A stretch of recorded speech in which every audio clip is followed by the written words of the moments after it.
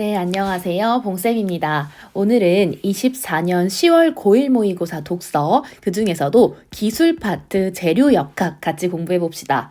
언제나처럼 쌤이랑 독서 공부 처음 하는 친구들을 위해서 독서 공부하는 방법 영상 여기에다가 링크 걸어 둘게요. 클릭하고 참고한 다음에 이 영상 시청해 주세요. 그러면 1문단부터 바로 분석해 보도록 하겠습니다. 먼저 구조물에 대해서 이야기를 하고 있네요. 봅시다. 구조물은 부재를 바탕으로 구성되는데 여기에서 구조물이 뭡니까? 쉽게 이야기하자면 건물을 의미하죠. 건물이나 다리나 아니면 터널 같은 것을 의미합니다. 근데 얘는 부재라는 것을 바탕으로 구성이 된대.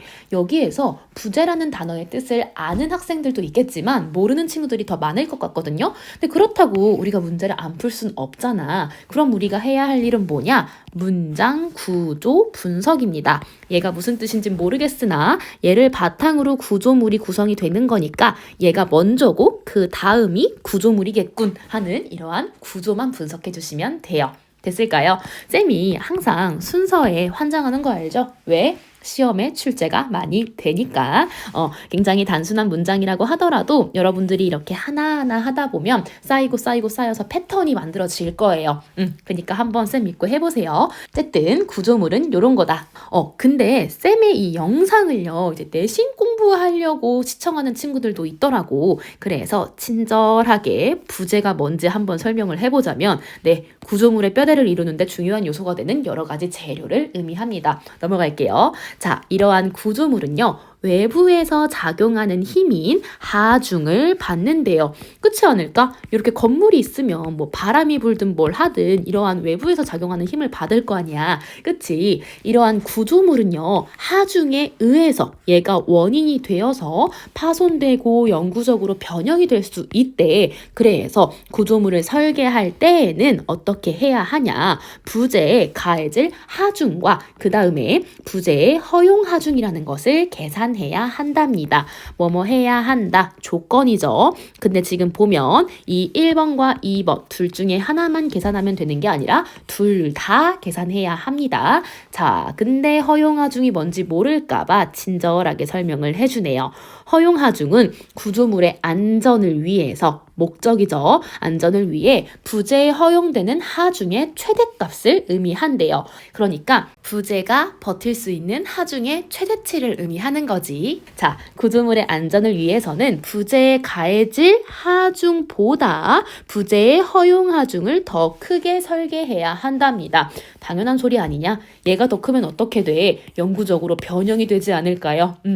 됐나요? 1문단은 비교적 쉬웠습니다. 1문단에서는 하중과 허용하중에 대해서 이야기를 하고 있군 하고 2문단으로 넘어가시면 돼요. 그럼 바로 분석해 볼게요. 하중에는 부재의 단면에 수직 방향으로 작용하는 수직하중이라는 게 있대요. 하중이라는 게 이제 외부에서 작용하는 힘이었잖아. 근데 이 외부에서 작용하는 힘이 수직 방향으로 작용하는 거야. 예를 들면 부재의 단면이 이렇게 있다고 치면 이런 식으로 작용하는 힘이 수직하중이겠죠. 자, 수직하중은 부재를 수축시키는 방향으로 작용하는 힘과 부재를 늘리는 방향으로 작용하는 힘을 말하며 이를 각각 압축 하중과 인장 하중이라고 말한답니다. 요게 압축 하중, 요게 인장 하중 됐을까요? 예를 들면 아까 내가 부재의 단면에 요렇게 힘이 작용할 수 있다고 했죠. 자, 뭐가 압축이고 뭐가 인장일까요? 위에서 아래로 누르는 얘가 수축시키는 방향으로 작용하는 힘인 압축하중일 테고 반대로 아래에서 위로 이렇게 올려버리는 요 힘이 부재를 늘리는 방향으로 작용하는 힘인 인장하중이겠죠. 이해됐을까요? 넘어갈게요. 일반적으로 부재는 압축하중보다 인장하중에 더 취약한 경우가 많답니다. 여러분 집중하세요. 일반적으로 라는 것은 대부분이 그렇다는 거지 100%는 아니란 소리야. 낚이지 마세요. 그리고 지금 여기 보면 압축하중과 인장하중을 비교하고 있죠. 이렇게 비교하는 말이 나왔을 땐 초집중을 해야 됩니다. 출제 포인트 넘버 1이기 때문인데 지금 보면 여기에서는 얘보다 얘가 더 취약하다라는 것만 구분해 두시면 돼요. 어쨌든 인장하중이 압축하중보다 더 취약해. 그래서 따라서 구조물을 설계할 때는 인장하중에 대한 허용하중은 중요한 요소로 다루어진답니다.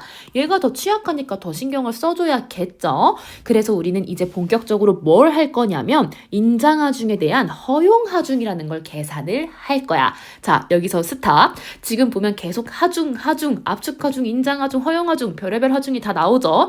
여러분들 개념 정리 명확하게 하고 가셔야 돼요. 허용하중은 뭐였어? 허용하중은 부재에 허용되는 하중의 최대값이었고 구조물을 설계할 때 계산을 해야 했었어. 자, 그래서 우리는 이제 허용하중을 계산하는 법을 본격적으로 알아볼 건데 그 중에서도 인장하중에 대한 허용하중을 계산하는 법을 알아보는 거야. 이걸 하기 위해서는 부재의 단면에 작용하는 허용응력이라는 것을 먼저 계산을 해야 한대요. 얘를 계산하면 얘를 구할 수 있는 거죠. 근데 우리는 응력이 뭔지 모르잖아. 친절하게 설명을 해줍니다. 응력은 하중에 의해서 부재의 단면에 나타나는 힘을 이야기한대요. 하중이라는 건 외부에서 작용하는 힘이었잖아. 근데 그것에 의해서 부재의 단면에 나타나는 힘을 이야기하는 거죠. 그러니까 전체 힘이 아니라 여기에만 나타나는 힘을 이야기하는 겁니다. 그리고 얘는 어떻게 구하냐? 하중을 단면의 면적으로 나누어서 구하면 된답니다. 오케이, 응력이 뭔진 알았고 이제 허용응력에 대해서 알아볼 거야. 우린 이걸 알아야 얘를 계산할 수 있으니까. 허용응력은 부재의 안전을 위해 목적이죠. 부재에 허용되는 응력의 최대값을 의미합니다. 그러니까 버틸 수 있는 최대치죠. 그래서 얘는 어떻게 구하는데? 얘를 구할 때는요, 부재를 구성하는 재료의 다양한 물리적 성질을 파악을 해야 한답니다. 그럼 얘를 파악을 하면 얘를 구할 수 있고, 얘를 구하면 얘를 구할 수 있는 거죠. 근데 얘를 구하려면 얘들아, 뭘 해야 하냐면, 인장시험이라는 것을 시행을 해야 한대요. 아직 할 게 많이 남아있다. 얘는 뭐냐면, 시편에 가하는 인장하중을 일정 크기만큼 점진적으로 늘리는 방식으로 진행하는 시험이래요. 시편이 뭔가 봤더니 이제 시험을 하려고 만든 일정한 형상과 치수의 재료를 의미한답니다. 우리 이 인장시험 왜 한다고 했죠? 부재를 구성하는 재료의 다양한 물리적 성질을 파악하려고 하는 거랬잖아. 그럼 이 시편은 뭘까요? 이 부재를 구성하는 재료가 아닐까요? 자, 어쨌든 여기에다가 인장하중을 더할 거야. 인장하중이라는 것은 뭐였냐면 부재를 늘리는 방향으로 작용하는 힘이었어요. 그래서 계속 늘려 일정 크기만큼. 그러면 그거의 변화에 따라서 시편이 늘어날 거 아니야. 그럼 그걸 측정을 한대요. 그게 바로 인장 시험인데 이걸 하면 뭘 할 수 있는 거야? 요걸 할 수 있는 거죠. 그럼 우리 한번 순서대로 표시를 해볼게요. 첫 번째 뭘 해야 돼? 시편에다가 인장하중을 일정 크기만큼 가해야겠죠. 그 다음에는 인장하중의 변화에 따라 시편에 늘어난 길이를 측정을 해야 할 거야. 그 다음에는 세 번째, 부재를 구성하는 재료의 다양한 물리적 성질을 파악해야겠죠. 그걸 바탕으로 허용 응력을 계산하고 그걸 바탕으로 허용 하중을 계산한다. 됐을까요? 보통 이제 시험에서 이제 1, 2, 3, 4, 5 이렇게 순서대로 서술 때면 여러분들이 그렇군 하고 쉽게 넘길 수 있는데 얘는 뒤죽박죽 되어 있단 말이지. 그래서 조금 헷갈렸을 것 같아요. 그래도 꼼꼼하게 정리 잘 해주십시오. 됐나요? 그럼 2문단 정리하고 3문단으로 넘어갈게요. 2문단에서는 이제 수직하중에 대해서 설명해주고 있는데 이 수직하중은 압축하중과 인장하중으로 구분할 수 있다. 그 중에서도 인장하중에 대한 허용하중을 계산을 하려면 어떠한 과정을 거쳐야 하는지 설명해주고 마무리. 됐니? 자, 여기에서 이 과정을요, 아주 꼼꼼하고 세세하게 설명해주고 있진 않아요. 그냥 간단하게 설명해주고 있다 하고 넘어가시면 됩니다. 그럼 우리 3문단 넘어가서 인장시험에 대해서 조금 더 자세하게 한번 살펴봅시다. 구조물에 널리 사용되는 금속인 연강을 대상으로 인장시험을 한다고 가정을 해봅시다. 연강이 뭔지 몰라도 괜찮아요. 그냥 금속이다 생각해 주시면 되고요. 우리는 인장시험이 뭔지 알고 있잖아. 자, 가장 먼저 뭘 하겠니? 시편에 인장하중을 가하겠죠. 이렇게 점진적으로 인장하중이 가해지면요. 시편의 단면에는 인장하중에 의한 응력이 나타납니다. 응력이 뭐였어? 응력은 하중에 의해 부재의 단면에 구간에 나타나는 힘이었잖아. 얘도 인장 하중에 의해서 어떠한 면이 힘을 받겠죠. 그 힘이 나타날 거야. 자, 그러면 우리는 10편의 최초 길이에 대해 늘어난 길이의 비율인 변형률을 구할 수 있답니다. 인장 하중이 뭐였냐면 부재를 늘리는 방향으로 작용하는 힘이었으니 늘어날 거 아니야. 그 늘어난 길이의 비율을 구할 수 있대요. 자, 근데 이때 영광의 응력과 그 힘과 변형률의 관계에서는요, 크게 요렇게 4가지 구간이 나타나는 것이 일반적이래. 그럼 보통 한 90% 이상의 확률로 얘는 뭐고 얘는 뭐고 얘는 뭐고 얘는 뭐요 하고 설명을 해줄 거거든. 역시나 설명을 해줍니다. 쌤은 먼저 요렇게 봐요. 탄성 구간은 여기서부터, 소성 변형 구간은 여기서부터, 그 다음에 변형 경화 구간은 여기, 그 다음에 네킹 구간은 여기. 요렇게해서 설명을 해주고 있으니까 이 4가지를 잘 구분지어서 개념을 이해해야겠다 하고 생각을 합니다. 여러분들도 편할 대로 하세요. 그럼 탄성 구간부터 살펴볼게요. 탄성 구간에서는 이제 인장 하중을 점진적으로 증가시킬 때요. 응력이 증가함에 따라서 10편의 변형률이 증가한대요. 그러니까 힘이 강해지면 그만큼 팍팍 늘어나지 않겠어? 그래서 이 탄성 구간의 특징 첫 번째 뭐냐면 응력과 10편의 변형률은 비례관계다. 얘가 커지면 얘도 늘어난다. 됐나요? 자, 이 구간은요. 재료의 탄성이 작용하는 구간이래요. 특징 두 번째, 재료의 탄성이 작용하는 구간이다. 근데 탄성이라는 단어의 뜻 정도는 알아둬야지. 얘 무슨 뜻이에요? 힘을 가하면 이제 모양이 바뀌었다가 이제 힘을 제거하면 원래대로 되돌아가려고 하는 성질이 탄성이잖아. 그래서 이 구간에서는요. 10편에 가해진 인장 하중을 제거한다고 가정을 하면 10편은 탄성에 의해 원래대로 되돌아간답니다. 특징 두 번째까지 이해해두세요. 탄성이 작용하는 구간이다. 근데 그러한 탄성의 정도는 탄성 계수라는 것을 통해서 나타낸대요. 근데 이 탄성 계수는 재료마다 다른 고유한 값을 가지고 있고요. 탄성 계수가 작으면 작을수록 탄성이 크다는 특징을 가지고 있답니다. 자, 탄성 구간 여기까지 특징 하나, 2개 알아두시고요. 탄성에 대해서는 탄성 계수라는 용어를 통해서 조금 더 자세하게 설명을 해주고 있습니다. 자, 그러다가 인장 하중이 계속해서 가해질 거 아니야. 그러다가 탄성 구간을 넘어서는 인장 하중이 가해지면요. 우리는 소성 변형 구간이 시작됐다고 봅니다. 자, 여기 소성 변형 구간이 시작되는 지점에서 10편은요. 탄성을 잃어요. 특징 첫 번째, 탄성을 잃는다. 그럼 얘와 얘의 차이점은 뭐야? 탄성이 있고 없고. 됐나요? 이 탄성을 잃는다. 요 말은요. 이제 소성 변형 구간에서 10편의 결정 구조 및 원자의 결합 상태의 변형이 일어나 영구적인 변형이 생겼음을 의미한답니다. 얘랑 같은 말이래요. 탄성을 잃었다라는 건 원래대로 되돌아올 수 없다는 거야. 한마디로 말해서 변형이 생긴 거지. 그치? 어렵지 않죠?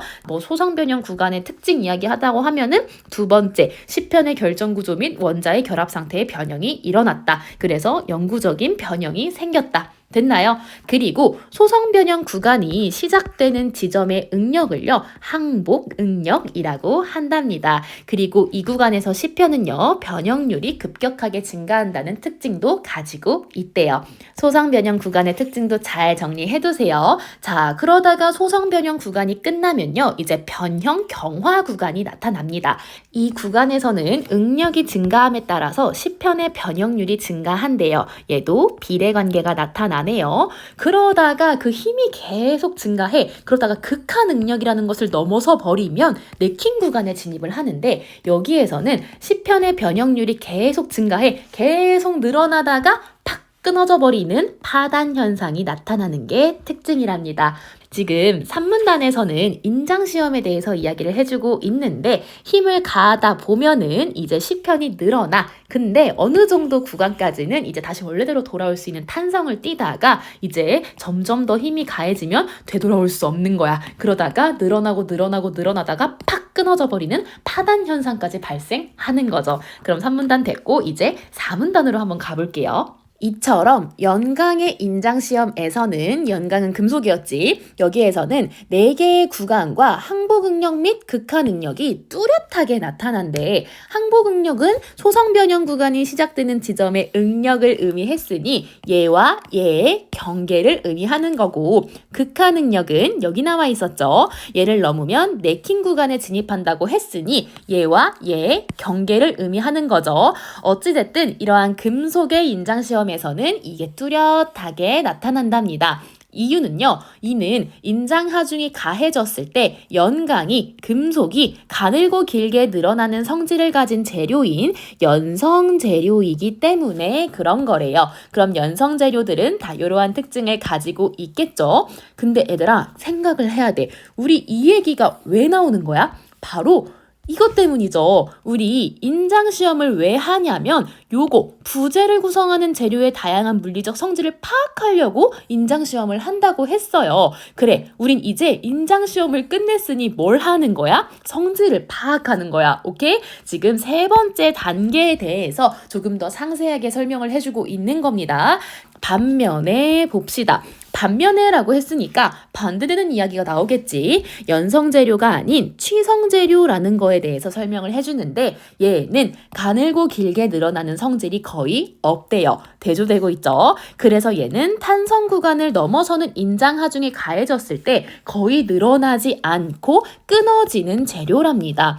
얘는 계속 늘어나다가 여기 가면은 이제 끊어졌는데 취성재료 애들은 탄성 구간이 넘어서면은 거의 바로 끊어지나 봐. 자, 그리고요. 얘는요. 항복응력과 소성변형 구간이 뚜렷하지 않고 대체로 얘가 뚜렷하대요. 여러분들은 이제 연성재료와 취성재료의 차이점을 명확하게 구분해 두셔야 됩니다. 얘는 얘가 뚜렷하고 그 다음에 어디에 있냐? 얘는 뭐야? 다 뚜렷하네. 그치? 계속해서 읽어보겠습니다. 취성재료의 대표적인 예로 유리가 있대요. 얘는 연성이 거의 없어서 탄성 구간을 넘어서는 인장하중이 가해졌을 때 어떻게 되겠어? 거의 늘어나지 않고 파단되어 영구적 변형이 일어나겠죠. 네, 그래서 지금 여기 몇 문단이냐? 4문단에서는 이제 재료마다 가지고 있는 특징에 대해서 설명을 해주고 있었습니다. 그럼 나 이제 안 봐도 될 것 같아. 이제 마지막 문단에선 뭘 하겠니? 바로 이제 이걸 바탕으로 허용응력과 허용하중을 계산하는 방법을 알려주겠죠. 한번 세세하게 살펴봅시다. 부재가 하중에 의해 파손되어 영구적으로 변형되는 것을 예방하기 위해서 이러한 목적을 위해서 이제 재료의 특성에 따라 먼저 허용응력을 산출해야 한답니다. 우리 재료의 특성 파악했죠? 이제 허용응력 산출할 거야. 일반적으로 연성재료는 항복응력을, 취성재료는 극한응력을 각각 안전계수로 나누어 허용응력을 구한대요. 안전계수가 뭔진 모르겠으나 연성재료는 항복응력 나누기 안전계수 해주면 되고 취성재료는 극한응력 나누기 안전계수 해주면 된답니다. 됐나요? 근데 안전계수가 뭔지 모를까봐 또 친절하게 설명을 해줘요. 얘는요, 이제 부재가 하중에 의해 파손되어 영구적으로 변형되지 않도록 하는 역할을 하는 게 안전계수래요. 그런 게 있구나 하고 넘어가시면 됩니다. 안전계수는 허용응력을 항복응력이나 극한응력보다 낮추기 위해 이를 초과하는 값으로 결정이 된대요. 얘들아, 여기서 잠깐 스탑. 물론 실전에서는 왜 그렇지 하고 생각할 시간이 없을 수도 있어. 근데 우린 지금 시간이 있으니까 한번 생각을 해보자고. 왜 허용 응력이 항복 응력이나 극한 응력보다 낮아야 돼요? 우리의 목적은 뭐였니 얘들아? 이제 부재가 변형되는 것을 예방하는 거였잖아. 근데 항복 응력이나 극한 응력에 도달했다라는 건 뭐야 얘들아? 뭘 의미해? 변형이 일어났다라는 걸 의미하지. 그래서 얘보다 낮아야 하는 거야. 오케이? 자, 그래서 얘를요 1을 초과하는 값으로 결정을 한답니다. 안전계수는 1보다 크대요. 그리고 안전계수가 클수록요 허용 응력은 낮아진다 하는데 여기에 이렇게 표시가 되어 있다는 건 100% 여기에서 문제가 나온다는 거야. 그럼 우린 이걸 생각해 봐야 돼. 왜? 왜 안전계수가 클수록 허용응력이 낮아져? 이건 너무 쉬워요. 허용응력은 어떻게 구한다고 했니? 항복응력 또는 극한응력에다가 이제 안전계수로 나누어 주면은 허용응력이 나온다고 했잖아. 그러면 나누는 이 안전계수가 크면 어떻게 되겠어? 허용응력이 낮아지겠지. 나누기를 해서 구하기 때문인 거야. 이제 여기까지 허용응력 구하는 방법 끝났습니다. 이제 뭐 할 거야? 허용하중 계산할 거야. 허용응력을 구한 후에는 이제 드디어 허용응력의 부재 단면의 면적을 곱하여 허용하중을 산출할 겁니다. 어떻게 하라고? 여기에다가 부재의 단면의 면적을 곱하면 된대요. 이는 부재의 단면 면적에 따라서 허용하중이 달라질 수 있음을 의미한답니다. 그치? 곱하기를 하는 거니까 얘가 커지면요 허용하중도 어떻게 되겠어? 커지겠지? 자, 끝났습니다. 마지막으로 한번 다시 정리해 볼게요. 1문단에서는 이제 구조물을 설계할 때 하중과 허용하중을 계산해야 한다. 그리고 하중보다 부재의 허용하중을 더 크게 설계해야 한다. 요렇게 이제 구조물을 설계할 때의 조건에 대해서 이야기를 해줬습니다. 그 다음에 이문단으로 넘어가서 하중에는 수직하중이라는 게 있는데 수직하중은 압축하중과 인장하중으로 나눠볼 수 있는데 그 중에서도 인장하중에 대한 허용하중을 계산하는 방법을 아주 간단하게 설명을 해줬어요. 그리고 3문단으로 넘어가서는 2문단에서 간단하게 설명한 이 과정을 아주 세세하게 설명해주고 있었습니다. 3문단부터 끝까지요. 자, 근데 어떻게 한다고 먼저? 인장시험을 한다고. 인장시험이 뭐라고? 10편에다가 인장하중을 가해. 그러면 10편이 늘어날 거 아니야. 그 늘어난 패턴을 분석하는 거야. 그걸 바탕으로 뭘 해? 재료의 특징을 파악하는 거지. 이제 그 파악한 특징을 토대로 뭘 한다? 허용응력을 산출한다. 자, 허용응력 구했으면 뭐 한다? 이제 허용하중을 산출한다. 됐을까요? 독서에서 보통 이렇게 순서 간단하게 설명하고 다시 한번 세세하게 설명해주는 패턴이 종종 등장합니다. 그럴 때마다 여러분들이 이런 식으로 분석을 해주면 될 것 같아요. 그러면 이제 가장 어려웠던 30번 문제만 같이 풀어보고 마무리하도록 할게요. 보기부터 보겠습니다. 항복응력이 140, 이거 어떻게 했냐? 극한응력이 150인 연성재료 A가 있고요. 그 다음에 항복응력이 뚜렷하지 않고 극한응력이 100인 취성재료 B가 있답니다. 연성재료답게 다 뚜렷하고요. 취성재료답게 얘가 뚜렷합니다. 자, 갑은요, 부재 기역의 제작의 재료 A를 부재 니은의 제작에 재료 B를 사용하는 설계 시안을 다음과 같이 구성을 하였고요. 이때 현재 시점에서 여기에 가해질 것으로 예상되는 인장하중은 300이고요. 그 다음에 기역 니은의 허용응력 계산에는 안전계수 2를 사용한답니다. 단 A, B는 기역 니은 제작에 모두 사용 가능하며 단일 재료로 제작을 한답니다. 오케이, 볼게요. 부재 기역에 이제 A 재료, 연성 재료 쓸 거고요. 니은에는 B, 취성 재료 사용한답니다. 한번 보겠습니다. 기역은 니은보다 부재에 허용되는 하중의 최대값이 크게 설계되어 있군.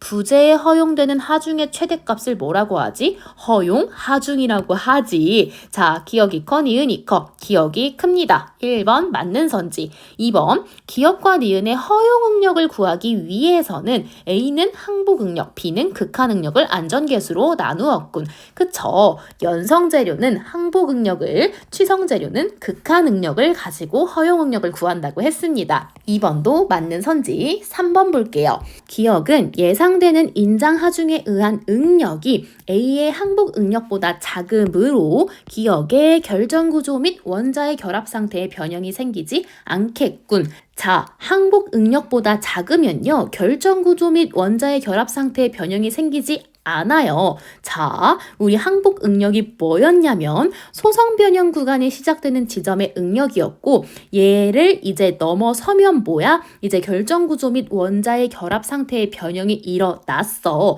그러니까 얘보다 작으면 안 일어나는 게 맞아. 그럼 우리는 이제 뭘 구해야 돼? 응력을 구해봐야겠지. 자, 응력은 어떻게 구하냐면 보면은 하중을 단면의 면적으로 나누어서 구하면 됐습니다.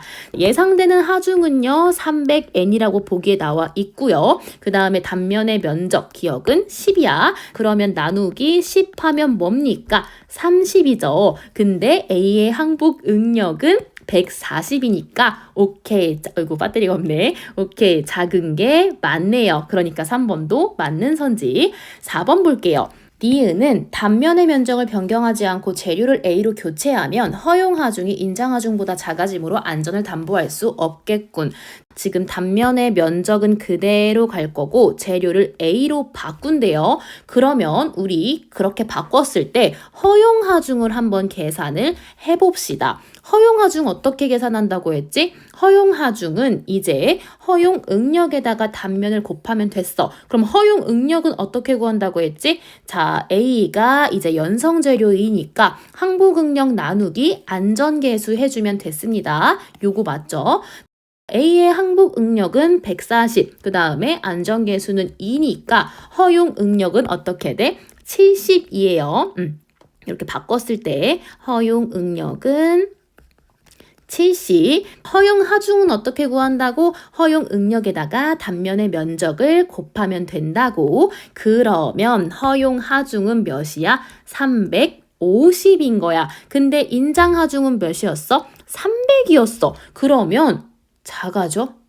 안 작아지죠. 그래서 정답이 4번입니다. 자, 마지막 5번 봅시다. 기억과 니은에 가해질 인장 하중이 예상보다 2배로 커질 경우, 즉 600의 힘이 가해질 경우 이야기하는 거죠. 그때 기억은 니은과 달리 단면의 면적을 늘리지 않더라도 영구적 변형이 일어나지 않겠군. 한번 봅시다. 지금 보면요. 부재의 기억이 버틸 수 있는 최대치는 700이야. 니은은 250이야. 근데 여기에 힘이 얼마만큼 가해질 거라고? 600이 가해질 거라고. 그러면 기억은 버틸 수 있는데 니은은 못 버텨요. 그렇기 때문에 5번은 맞는 선지입니다. 됐나요? 네. 자, 문제까지 풀어봤고요. 듣느라 수고하셨습니다.